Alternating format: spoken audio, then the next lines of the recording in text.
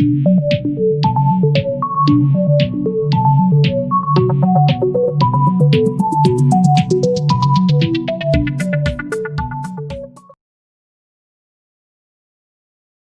everyone to this workshop session on Towards UK Tips and Tricks for Scholarship.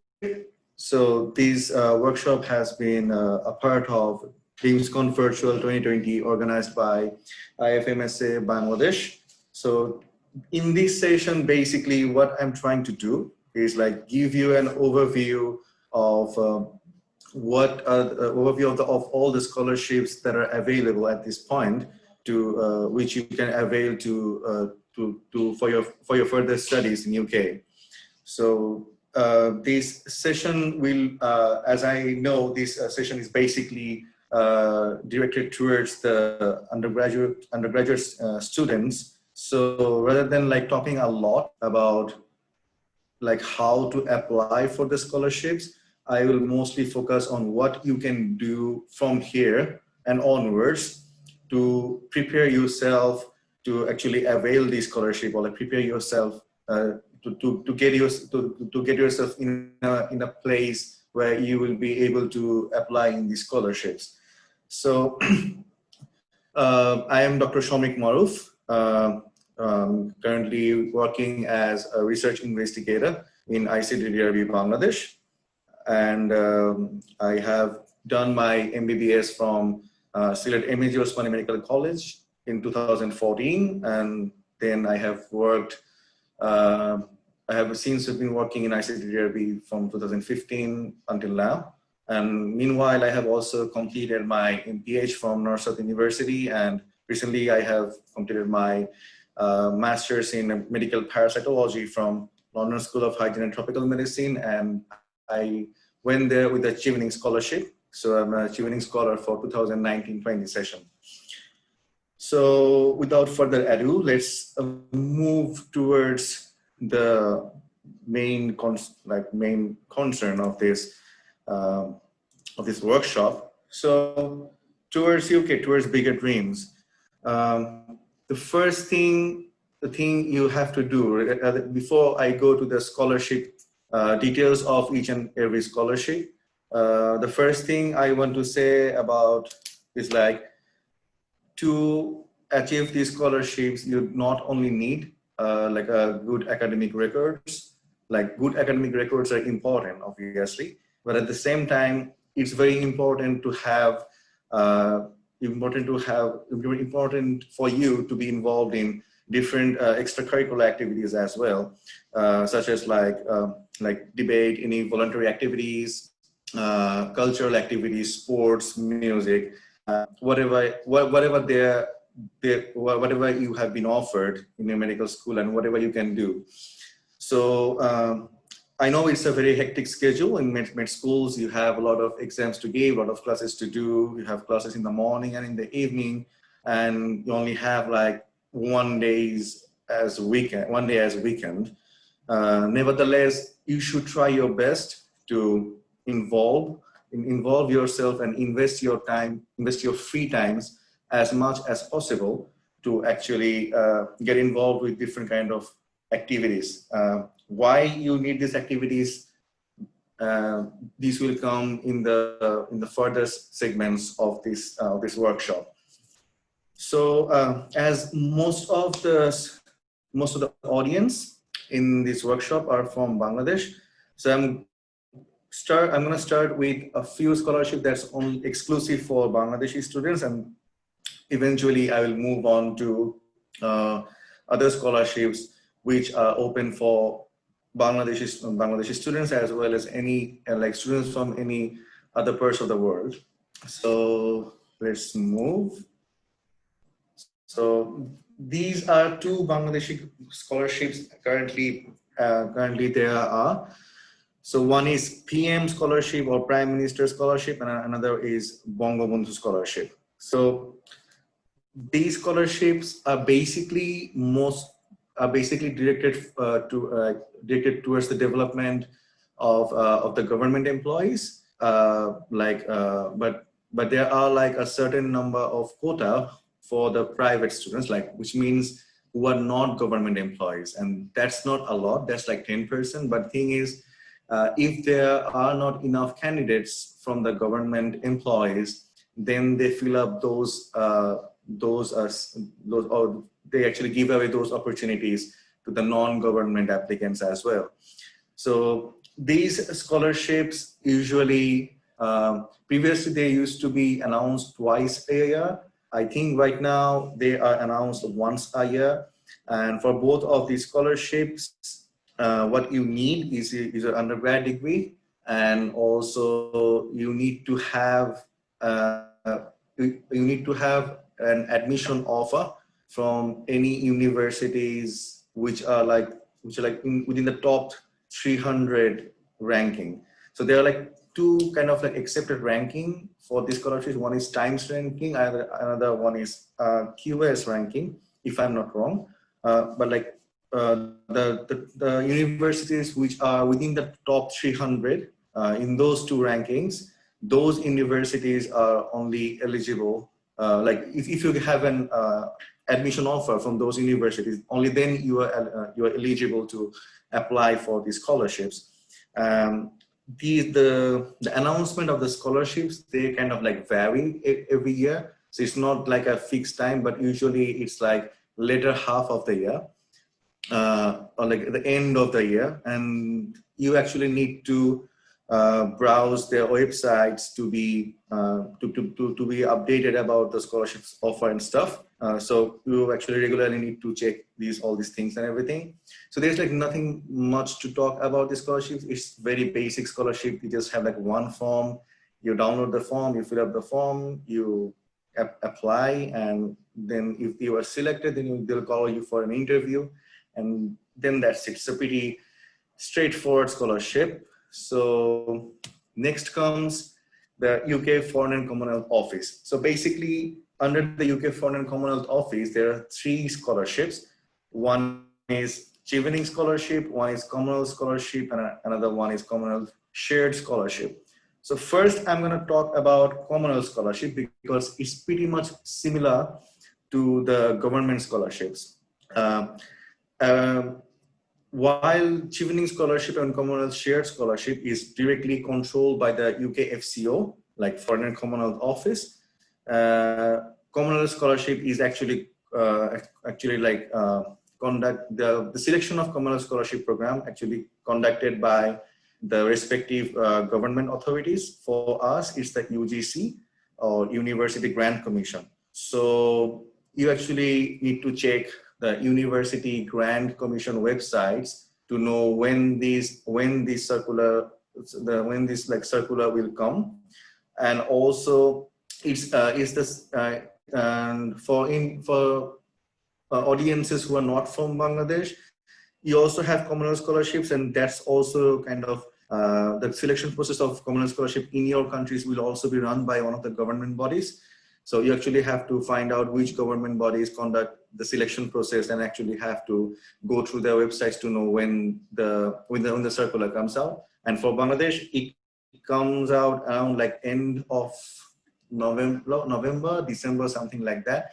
And you have a very short deadline. Like they only give you like 10 to 14 days to actually apply to these scholarships. And it's, for Bangladesh, it's not an online application. You have to download the form, fill up the form, and then you have to submit the form in UGC office in Agargaon. You do not need much stuff about it, but the thing is, what you need to have is like an undergrad degree and then IELTS score, and if you have publication, any kind of scientific peer-reviewed publication, that's a plus point. It's not mandatory, but it obviously gives you an edge. And you actually don't need to have an admission offer from any university when you are applying, but you also don't need to have an IELTS when you are applying, but it will be an advantage for you if you actually have them ready before you apply. So it's very important, and it's also important for several other scholarships. Like if you already have an admission offer from a university. And if you already have your IELTS score, so it basically shows that you are focused and you are interested to be actually go to UK and like do your studies and stuff. So in sometimes they actually, even though they're not like very important or they are not required when you are applying, but it still gives you an edge. So if you you submit all this, like there's like a one page form for Commonwealth Scholarship. You fill up the form with your like details and everything. It's also like an easy form. You will find like the format of the forms in UGC website as well. So you fill up the form, like attach all the documents, and you submit the forms. If you're like shortlisted, they will let you know for the interview. And also for that, they won't email you or like phone you.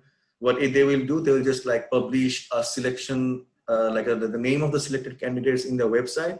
So then again, you actually have to be aware of when these results are coming. So you actually regularly have to check their website to get a hold of all these notices and like circulars and stuff.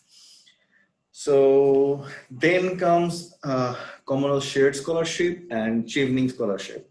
All right, Commonwealth Shared Scholarship, it's a bit different process than other scholarships because you do not directly apply to Shared Commonwealth Scholarship, rather you actually apply through the universities. How it's done is like in UK, the Commonwealth, under Commonwealth Shared Scholarship, every year they actually have a list of universities, and for every university they have like a list of subjects where they are allocating these scholarships, and they also publish the number of allocated seats for each subject under the Commonwealth Shared Scholarship. So what you need to do, you need to like see like which universities, like whether, like suppose you are applying for suppose like public health, all right? And so you need to see which of the universities has been listed for masters in public health under the Commonwealth Shared Scholarship quota. And suppose they say like, suppose UCL public MSc in public health, and then they say like 5. That means this year UCL, the masters in public health in UCL will give 5 of their students Commonwealth Shared Scholarship. So that's how you know whether your desired subject is under the list of Commonwealth Scholarship or not. So it's not open for all the subjects, rather it's like subject specific. So if your desired subject is on the list, then you can apply. If not, then you cannot. And also, like if you apply for, suppose you want to go study public health, masters in public health, and there are like 3 different universities offer masters in public health, and they also offer Commonwealth Shared Scholarship. So you actually have to apply 3 different times for 3 different universities, because you have to apply through the universities, not like so that's the way it is. These things might sound a bit like kind of like difficult right now, but once you actually start spending time and like start exploring by yourself about all these opportunities, you actually go to their websites and like look into it, you will have a better idea about it. The thing is, I'm trying to do today is like kind of give you an overall idea about these stuffs, but the main task is on you, and you have to do it by yourself. We can guide you, but the most important part of this journey is yourself. So the more you invest your time, the more you take time to prepare yourself, the better chance you have of landing these scholarships. So Commonwealth Shared Scholarships, there are like different parts you have to write, like as usual, like SOPs, like statement of purpose for your study. There are like 5-6 statement of purposes, and like there are small ones and large ones, like why do you want to study this subject, why UK, will you contribute to your country after finishing these studies, like these kind of like stuff. You have to write things about that, like things about it, like in small essays, and you also have to write like a big essay. And another thing is to apply in any of these scholarships, like Commerce Scholarship, Commonwealth Shared Scholarship, and Commonwealth Shared Scholarship and Chevening Scholarship, you actually need to have at least 2 years of relevant experience. So you cannot apply to these scholarships right away. You are out of the med school. So that's about the Commonwealth Shared Scholarship and the Chevening Scholarship. All right, Chevening Scholarship. This year, it's currently it's open, and it will close on 3rd of November.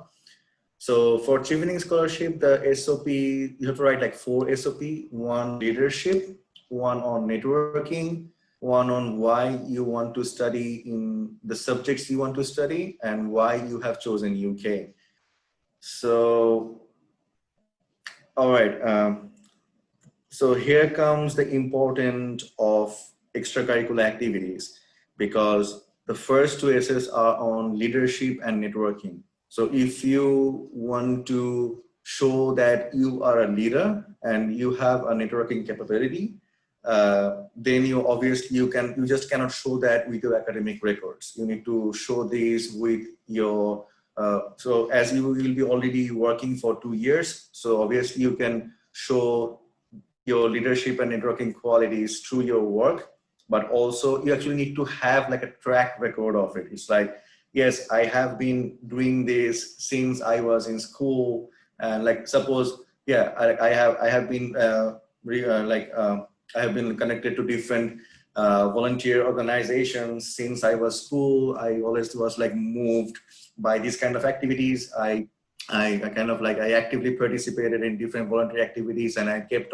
doing those things when I was in I was in high school and also in med school. And these activities kind of like made me think about how to improve the people's lives and stuff like that. And that's why I have chosen these specific subject, which will facilitate me to help the people in a broader aspect, like stuff like that. So everyone's story is different, right? So I have a different story, you have a different story, someone else will have a different story. So it's important that the story has a coherence. Like it's just not like you are doing nothing, suddenly out of nowhere you have started doing something. You need to write these essays in a way so that there is like a chronology, there is coherence in it, right? So that's very important. So these networking and leadership capabilities, they should focus both they should reflect both your work and also your outside work life, and which will actually show you as a complete package, because Chevening Scholarship not only looks for medical professional, and also Commonwealth Shared Scholarship not only looks for medical professionals, but they give scholarship to people from any background. So you're actually competing with everyone, not only with the doctors, right? So yeah, so they have to write these 4 essays, then you have to submit it. You have to write so another thing, you need reference letters from the teachers and stuff. Like if you're like working, then you need at least 1 reference from your work and 1 reference from your teachers. Some scholarships and some universities ask for 3 references. You can either go for 2 academic references and 1 work references, and vice versa. So that's Chevening Scholarship. There is this is a Wellcome Trust Master's Fellowship. I'm gonna talk about it a bit later, those 2. There is another thing called university scholarships. So every university has some specific scholarships, and these scholarships are mostly subject specific. Like suppose if these university doesn't have, in most cases, they don't have like an overall scholarship. It's mostly like this year, maybe they will give a scholarship on masters in tropical medicine. Maybe previous year, suppose University of Oxford, right?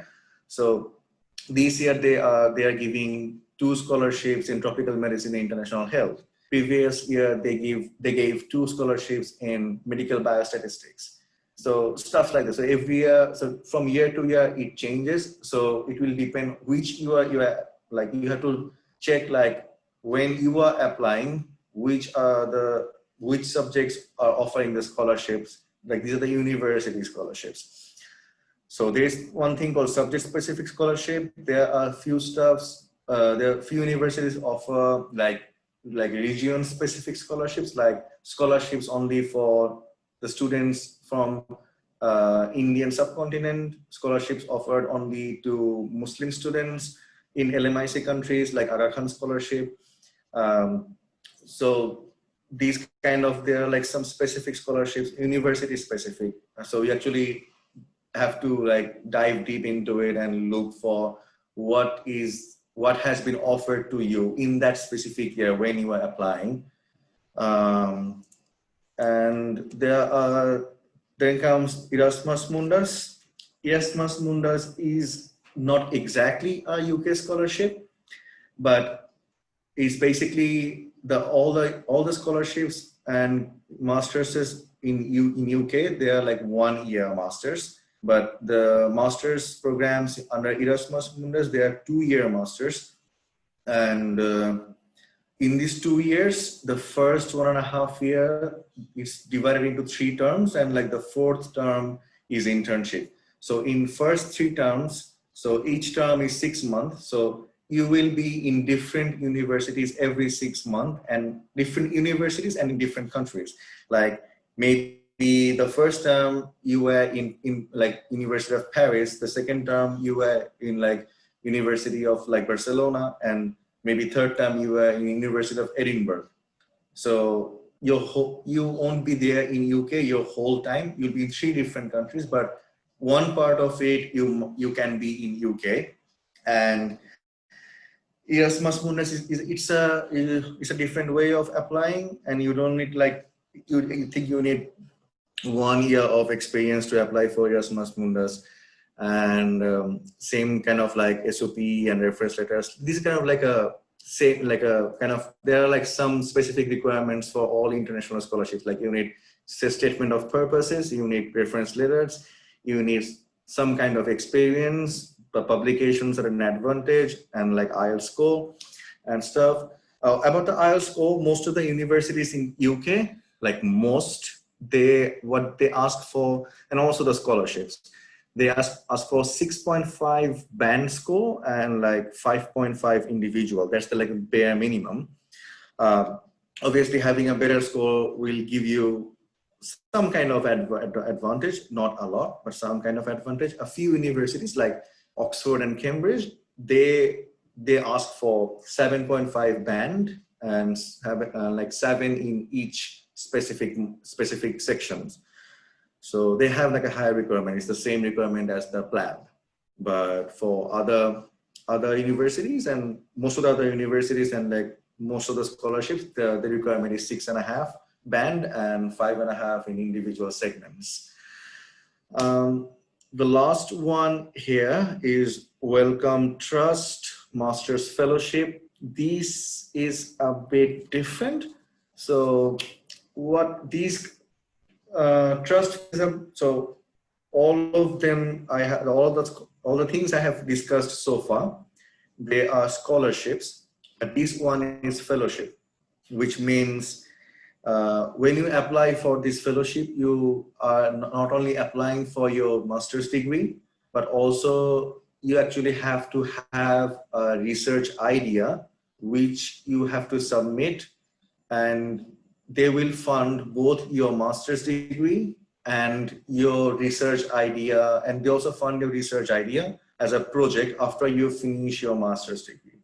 So it's a kind of like it's a fellowship for like the early career researchers or like young researchers, like who need kind of like a stepping stone to proceed on to the research career.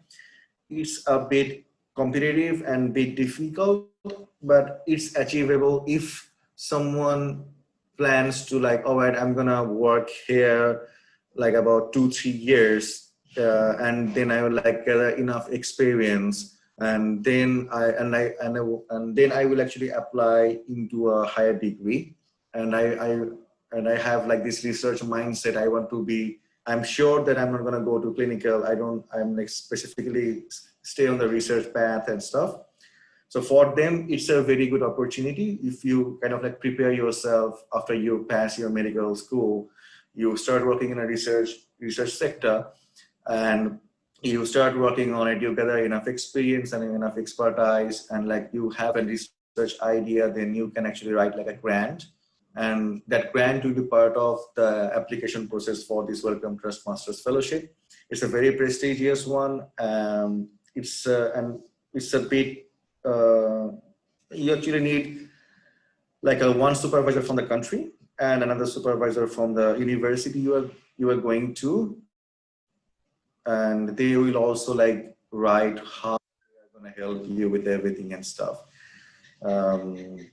So it's a bit complicated process. I'm not going to go details into it, but if anyone wants to know, I don't know like how many of the audiences are there who are like already done with the undergrad and like already working as in medical research sector. But if anyone is interested to applying for Wellcome Trust Master Fellowship, like you can like email me and like get in touch with me, and I can like guide you from there.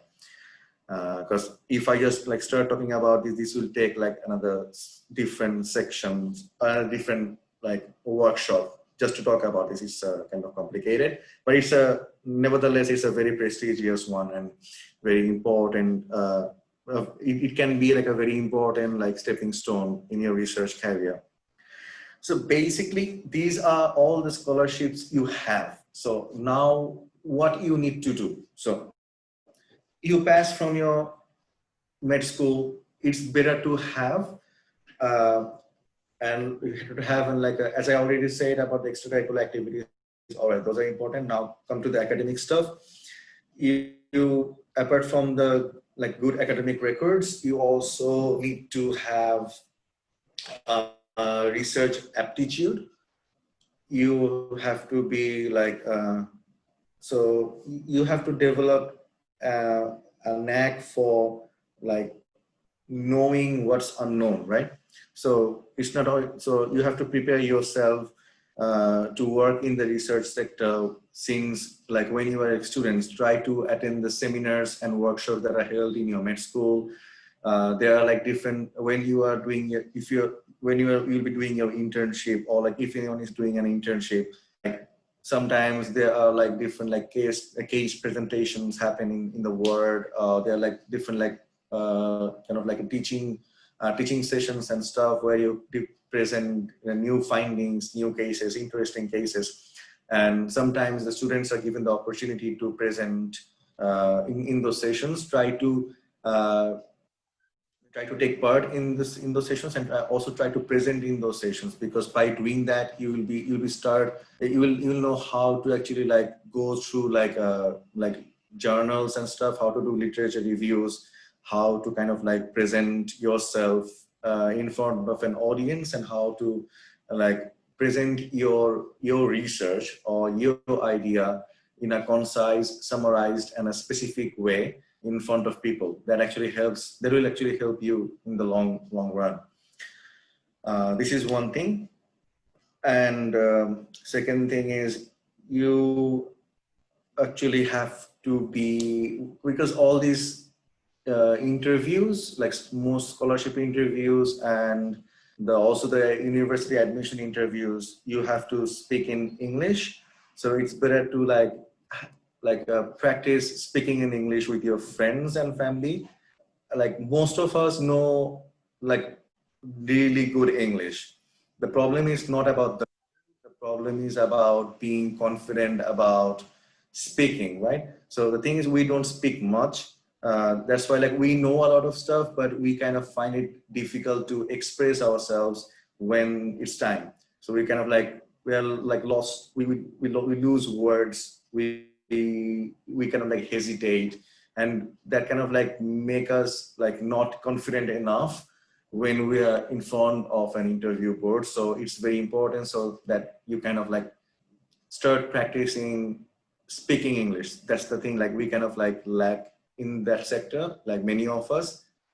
So that's one thing. And the other things you need to do is like identify who you want to use as your referees, because the scholarship authorities and also university authorities, they send the emails like straight to your professors.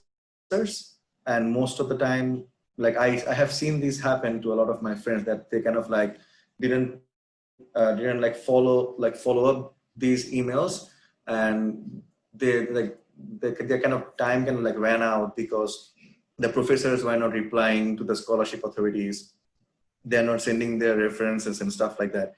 So carefully choose whom you want to select as your referees, and kind of like get in touch with them from time to time, like keep them on, like informed that they will that they will receive an email for your scholarship reference and stuff. And like when they receive it, like so they so that they should like kindly reply to those to those emails and stuff. That's also very important. And the thing is, what else? Like, and the other thing is, you have to. I know, like a lot of people, like maybe you didn't have enough opportunities. Maybe you're in the final year of your studies, right? Maybe you are already doing your internship. So, and maybe you were not involved in many extracurricular activities or like outside the academic activities so far. So what will you guys do? It's fine. So if you don't have that, you don't have that, but like try to write your essays and SOPs in a way so that like it's kind of like attracting, right? It's kind of attractive. Like try to show them that like even though you are not doing like very much hardcore extra activities, but you are academically involved in a way. You are involved in your hospital duties, in your words, in a way, like led people in your ward to do something innovative. You had a team, you had a team, and you kind of like led your team to do something in a way. It kind of changed the kind of like the management of the patients in your ward, or like you kind of responded to an kind of like an outbreak. So which, and in a way, so which kind of helped a lot of people. So these things will also mean a lot when you are applying for your scholarships. So if you don't have a lot of like extracurricular activities so far in your life, don't be disheartened. Just try to organize and write everything in a way so that it makes sense and it's appealing, and so that it stands out from other applications, so that it's unique, so that it reflects you, right? Because the people who are like reviewing these applications, they can see which applications are kind of like redundant, kind of like copied from other people, and which has these unique vibe to it. Like they can read through it. So don't try to copy like from others. Don't try to copy from internet. You don't have to have like an amazing English, like an excellent English. Just be grammatically right and try to be yourself. Try to be honest. Try to be unique. I think that will land you the desired scholarship you want. But as I have been told, most of the people here who are watching this session are from undergrad.